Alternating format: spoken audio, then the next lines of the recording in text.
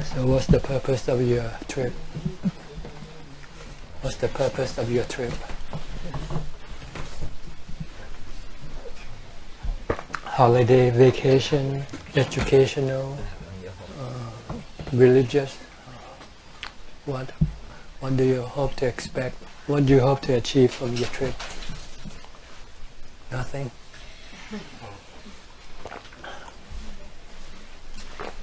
What is your plan for your trip here? Where are you going?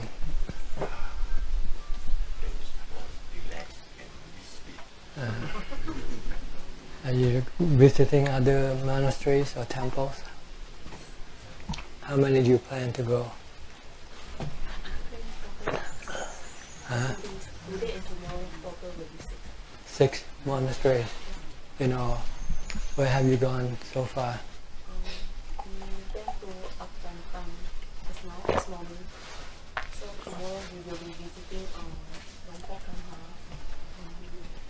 Longpo Kanha, Longpo Uthai. So before monasteries. Did Ajahn Tan give you a Dhamma talk? Did you understand what he said? No.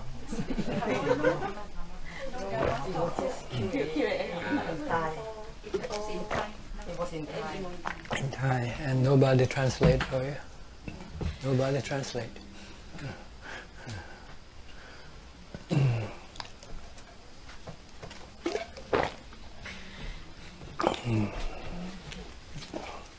That's one of the reasons why it's fortunate for us to be born as a human being. Because as human beings, we can learn from the Buddha. Because the Buddha is also a human being. And so he speaks human languages. He speaks human language. But if we are born as animals, then we will not be able to learn the teaching of the Buddha. Same way with you not being able to learn from the Thai teacher, because he speaks a different language from you speak. But fortunately, human beings have the capability to translate languages. So if you had a translator with you, you would understand what he talked to you.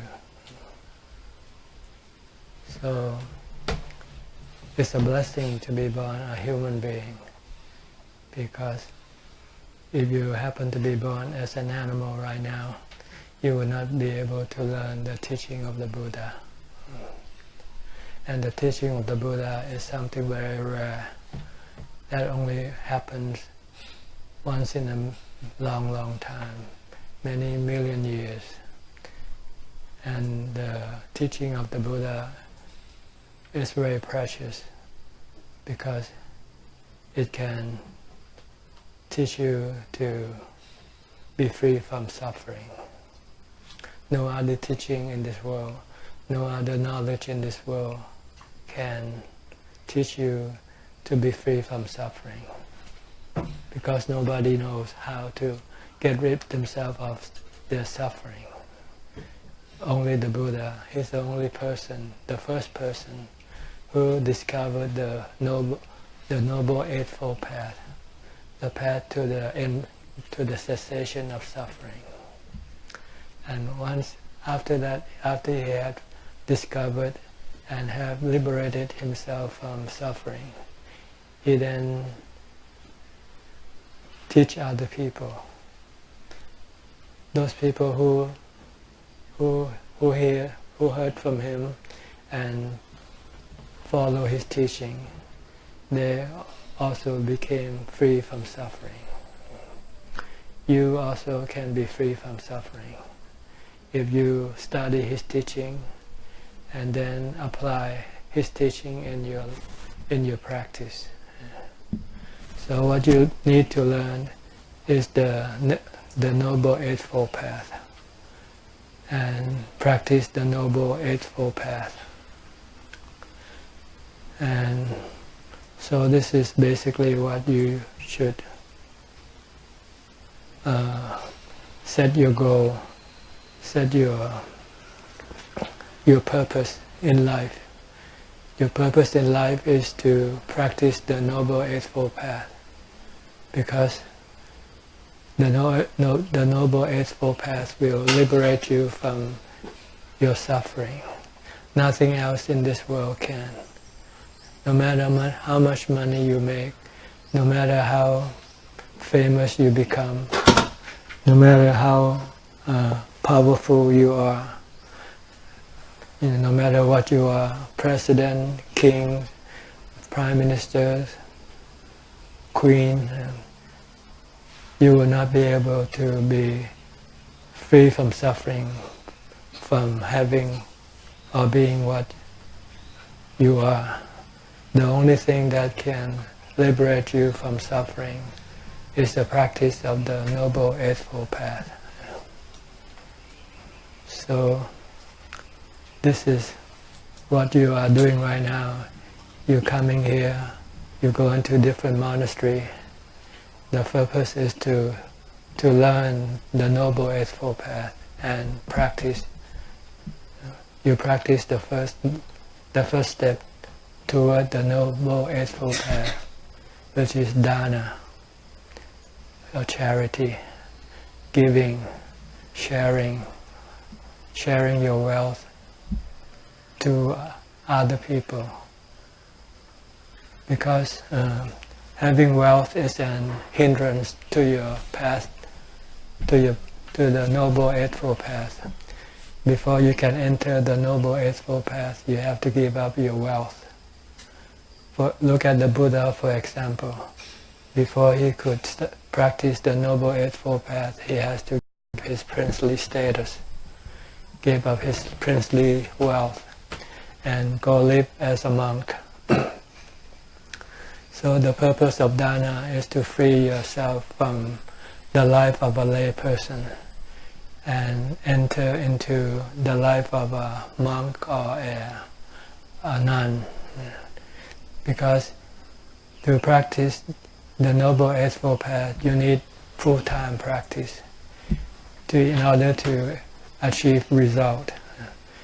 If you only practice part-time, it is like being an amateur sportsman, like a golfer. If you play golf as an amateur, you will not be able to win championship. If you want to win championship, you have to play as a professional. A professional has to devote all his time to the practice of golf, playing golf.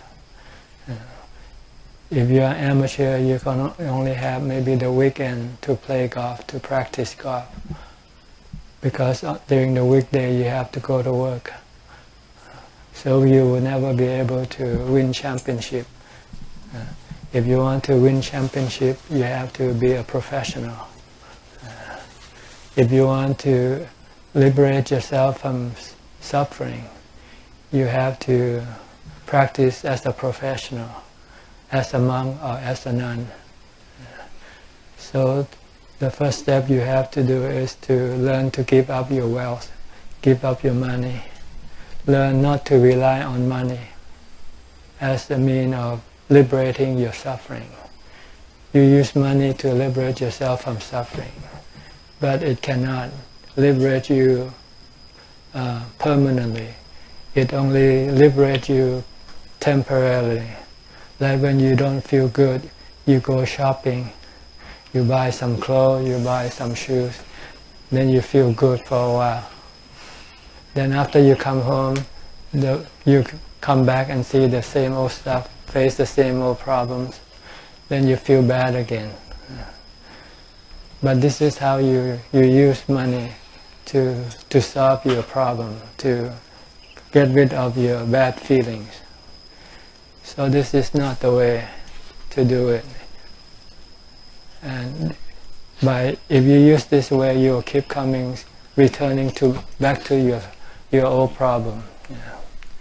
because you will become attached or addicted to this way of solving your problem. After you die, you will come back and reborn again and solve the problem by looking for money, because the problem is in your mind, it's in your desire, your cravings. You're craving for happiness, but the things that make you happy, they don't actually make you happy. They make you sad in the end. They make you happy in the beginning. When you want something, you get what you want, you feel happy. But when you lose what you have, then you become sad. And no matter how much you have, one day you will have to lose them. Because this is the nature of things in this world. Everything in this world is impermanent. They are not permanent. They don't last. They don't remain with you forever. And even your body isn't permanent either. You use the body to find happiness for you. But one day your body will not be able to serve you. Your body will get old, get sick and die. And when you die, your desire doesn't die with your body. Your desire will then pull you back to have a new body, pull you toward a new body, to have rebirth, and to seek happiness by using the body again. So this is the rounds of rebirth, the rounds of suffering that you go through, because you don't know how to get rid of the cause of your suffering, the cause of your unhappiness. The Buddha had discovered by himself that the cause of our suffering, our sadness, our unhappiness are our desire. The three desires. The desires for sensual gratification, to see, to hear. You have this desire. When you see, you hear, you feel, you touch, you smell, you feel happy. When you want to see and you cannot see, then you become sad. So, if you want to get rid of your sadness, you have to get rid of your desire, your cravings, because this is what caused you to be sad. And no matter how much you get, what you get, they don't last forever, see. You want to see something, you see it, and then after you have seen it, it disappears. Then you have to see again. Like when you go to see a movie. You see this movie, after you've seen it, it's gone. Then you need to see a new movie to keep you happy. But when you're not able to see a movie, then you become sad.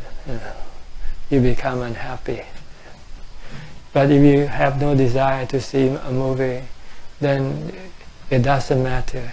It won't matter to you if you see it or not see it. You can be happy without seeing the movie. So the purpose then is to not rely on our desire to make us happy. Because instead of making us happy, our desire can make us sad, unhappy, when we cannot get what we desire for. So the Buddha found another way of making us happy. And that way is to meditate, to calm the mind, to stop the mind from desiring, from thinking. When the mind stops thinking, stops desiring, then the mind becomes peaceful and content and happy. So this is the way to get rid of your suffering, is to replace your happiness with meditation, not with desire. Because if you rely on your desire to make you happy, you will always bound to become unhappy or sad, because you will eventually, sooner or later, will not be able to do what your desire asks you to do. wants you to do. Like when you're old, when you're sick, you cannot go anywhere, you cannot do anything, then you become depressed. That's why people, when they're old or they're sick, they want to kill themselves. They want to commit suicide because they cannot have any happiness, because they are not capable of doing what their desire wants them to do. But if you can meditate, then your body will not be an obstacle to your happiness. Because when you meditate, you don't use your body. What you use to make you happy, what you use in your meditation is mindfulness. So instead of relying on your desire to make you happy, you should rely on your mindfulness to make you happy. Instead of doing what your desire asks you to do, wants you to do, you should develop mindfulness instead. That's what professional monks do, professional meditators do. They develop mindfulness from the time they get up to the time they go to sleep. They maintain developing mindfulness, because once they have mindfulness, they can stop desiring, they can stop thinking. And when there are no desire, no thought, then the mind becomes peaceful, content and happy. Once you're happy, then you don't need to have anything. You don't even need to have the body, because you use the body to get what your desire wants you to get. But once you no longer need to do what your desire wants you to do, you don't have to rely on your desire, then you don't need to rely on your body. You don't have to use your body to take you to Thailand, to Singapore, to Japan. What you do when you go to these places is your desire that directs you to these places, to make you feel good when you go to these places. But it's only a brief feeling good. It's not a permanent feeling good. After you return home, you go back to the same old bad feelings again. But if you know how to meditate, know how to stop your mind from thinking, from desiring, then you will always be happy. You don't have to go anywhere. You don't have to have anything. You don't have to have money. You don't have to have even your body. One day you're going to have to lose your body. But it doesn't matter. Once you can be happy without having a body, then you don't need to have a body. And after this body dies, you won't go look for a new body anymore. You will be forever in the spiritual world. You don't need to come into this physical world anymore. Because if you come into this physical world, you will have to face all forms of suffering. Suffering from staying alive, suffering from getting old, suffering from getting sick, suffering from dying. This will happen every time you take a physical form like this body. But once you know how to make your mind happy by stopping your desire, your thoughts, then you need to have a body to make you happy anymore. You can be happy without having a physical form. Like the Buddha and his noble disciple, they are happy right now. They're existing right now in the spiritual form. They don't need to have a physical form like us, because they had gotten rid of their desire to see, to hear, to feel, to touch. So there's no need to have the eyes, ears, nose, tongue, and body. But they can be happy, and much happier than when they have the body. Because with the body, you also have suffering. Besides happiness, you get suffering with the body. So this is the teaching of the Buddha, is to get rid of your physical form, not to rely on your physical body to make you happy. Rely on your mindfulness and wisdom. You need these two things to keep your mind happy,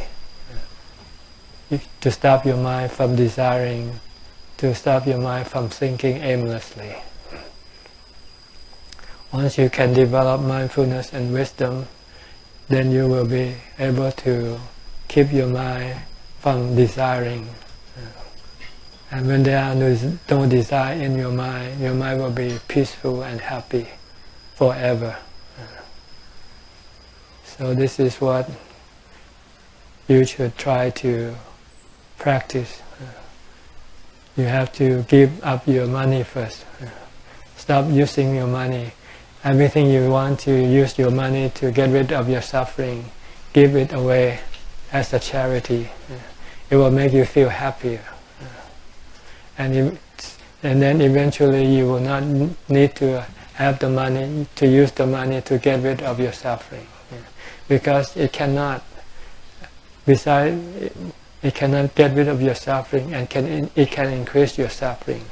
Because once you run out of money, then you will have more suffering.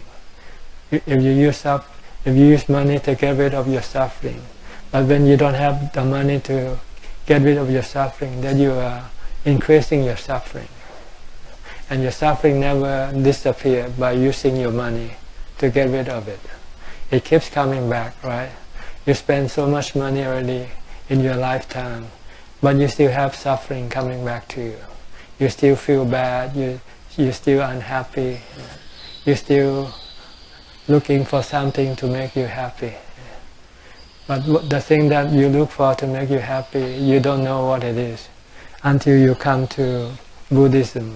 When you meet the teaching of the Buddha, then you'll know that the thing that will make you happy are the mindfulness and wisdom. So you should, instead of getting rid of your suffering by going on a holiday or going on shopping or eating or doing anything with your body, you should start looking for mindfulness and wisdom by listening to Dhamma talks.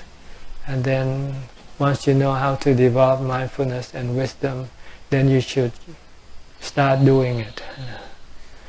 You can do it as a lay person now, and as you move forward, you will want to have more time for your practice, because you'll find it beneficial for you, and eventually you might be able to give up your lay life and become an nun or become a monk.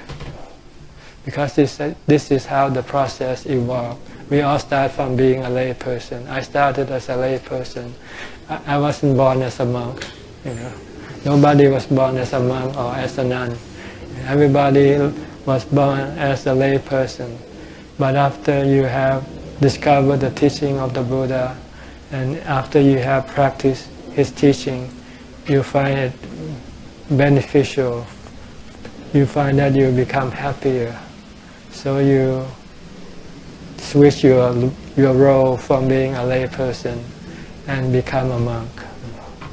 But this you don't have to worry. This process will become natural once you start doing it. If you're thinking about it now, it might discourage you, because nobody wants to become a monk or a nun. But let the process take you there. Once you start to practice and you begin to achieve the result from your practice, you find that become a monk or become a nun is essential. It's good for you. It's good for your practice. And then you will become a monk or nun naturally, without any hesitation. But so right now, try to practice dana. Every time you want to buy a new pair of shoes when you don't need them, give it to charity instead. Every time you want to go on a holiday, give your money to charity instead. This morning I have a couple of women who told me that they plan to go take a trip to Japan. But after they heard my talk, then they changed their mind. They said they're going to spend the money for the trip as giving food to the monk for the whole whole rain residents instead. And they said they felt much happier doing this than going to Japan. Because when you go to Japan, you might feel happy for a few days while you were there. But once you come back, those good feelings will all disappear. But the good feeling that you get from giving food to monks for the whole rain residents makes you feel happy all the time. Every time you think about it, you feel happy. So if you want to use money to your benefit, then you should use money by giving it to charity. You can give it to any kind of charity. You don't have to give it to temples or monks only. You can give to your friends, your relatives, your father, your mother. So long as you are giving away your money, it will make you feel good.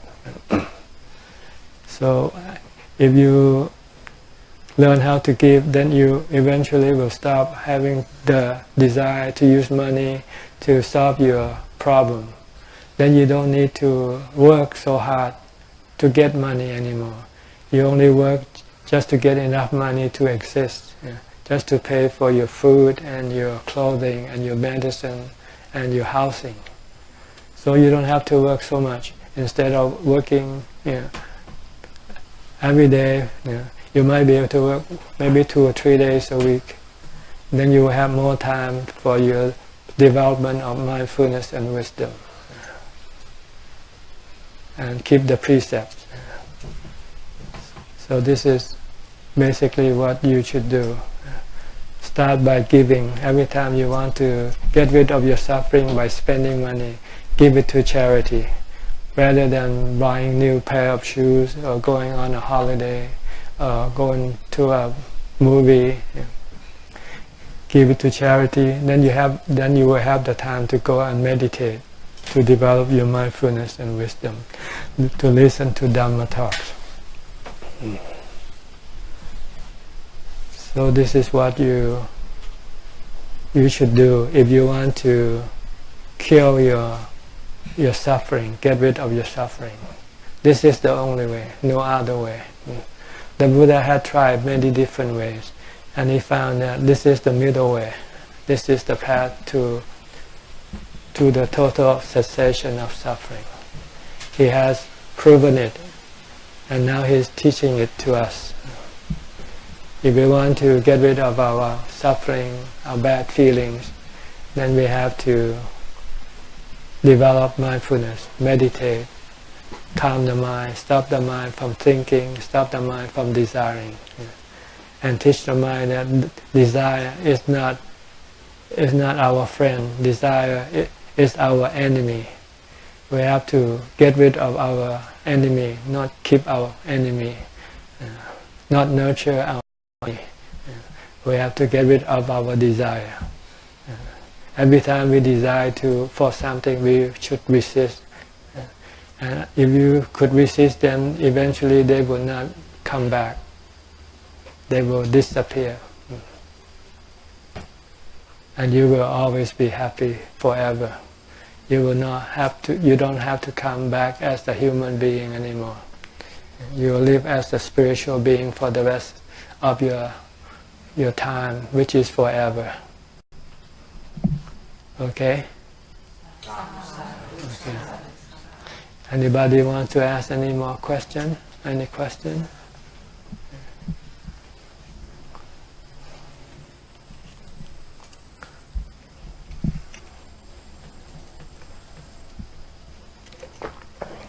Which part of Malaysia are you from? Northern or southern Malaysia? KL or Penang? KL. Southern, huh? You've been to Wat Santi? Yes. Huh? A regular goer? Close to your home? No? How long it takes for you to drive there? 2 hours. So you go during the weekend, when you don't have to work, you go give food to the monks, and you stay there at the temple and sometime. If you have to give food, you have to get there early in the morning. So you have to leave home quite early. And you spend the whole day in the temple before you go home. Are there any activities there? Chanting, meditating, listening to Dhamma talks. Ajahn King there. You see there?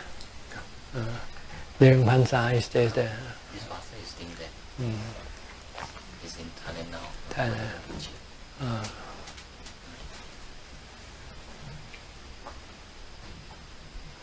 So if you don't have any more questions, I'll give you the Anumodana and you can be on your way. Okay? Then I can continue. Okay.